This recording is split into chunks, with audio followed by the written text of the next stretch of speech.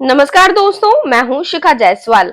UP Lok Sabha चुनाव 2024 में BJP के खराब प्रदर्शन के बाद लगातार समीक्षा बैठकें चल रही हैं। भीतरघात समेत तमाम मुद्दों पर पार्टी हाईकमान को हार की वजहों को लेकर रिपोर्ट भी भेज चुकी है। इस बीच रविवार को यूपी बीजेपी कार्य समिति की बैठक हुई, जिसमें जेपी नड्डा भी शामिल हुए। इस दौरान सीएम योगी आदित्यनाथ ने लोकसभा चुनाव में पार्टी के प्रदर्शन को लेकर बड़ा बयान दिया। सीएम योगी ने अपने कार्यकर्ताओं को संबोधित करते हुए कहा कि लोकसभा चुनाव में हमारा वोट प्रतिशत पिछले चुनावों से कम नहीं हुआ, बल्कि वोट शिफ्ट होने की वजह से हमें नुकसान हुआ है। विपक्ष पर हमला बोलते हुए सीएम योगी ने सपा की सरकार में ध्वस्त कानून व्यवस्था, परिवारवाद और कांग्रेस को संविधान बदलने के झूठे प्रचार पर जमकर निशाना साधा। कांग्रेस चुनाव में समाज को जातियों में बांटने पर भी सीएम योगी ने अप्रत्यक्ष रूप से हमला बोला।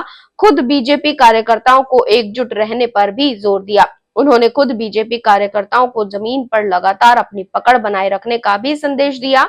सीएम योगी ने लोगों के बीच में बने रहकर ही पार्टी को मजबूत बनाने की नीति कार्यकर्ताओं को समझाई। सीएम योगी आदित्यनाथ ने कहा कि बीजेपी कार्यकर्ताओं को बैकफुट पर आने की जरूरत नहीं है। विपक्ष उछल कूद मचा रहा है, लेकिन चुनाव में बीजेपी के कार्यकर्ता सेवा को संगठन मानते हुए जुटा रहा। उन्होंने कहा कि आने वाले 10 सीटों पर होने वाले उपचुनाव में पार्टी जीतेगी और 2027 का विधानसभा भी बीजेपी ही जीतेगी। सीएम योगी ने कहा कि पहले मुहर्रम के नाम पर सड़कें सूनी हो जाती थी, लेकिन अब मुहर्रम कैसा हो रहा है किसी को पता ही नहीं चल रहा। लोहिया ने कहा था कि ये भारत तब भारत है जब राम, कृष्ण और शिव हैं। उन्होंने कार्यकर्ताओं से कहा कि आप सभी के सहयोग से ही आज यूपी में माफिया मुक्त करने में हमें सफलता मिली है। हम लोगों ने किसी के साथ भेदभाव नहीं किया। यही मोमेंटम 2027 में भी बनेगा।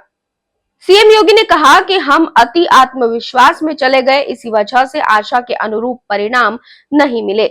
हमें इससे आगे बचना होगा। साथ ही उन्होंने ये भी कहा कि 2027 के विधानसभा चुनाव में जुटने के लिए पार्टी के नेताओं, पदाधिकारियों और कार्यकर्ताओं से आह्वान भी किया। मुख्यमंत्री ने कार्यकर्ताओं से एकजुट होकर जमीन पर उतरने के लिए कहा।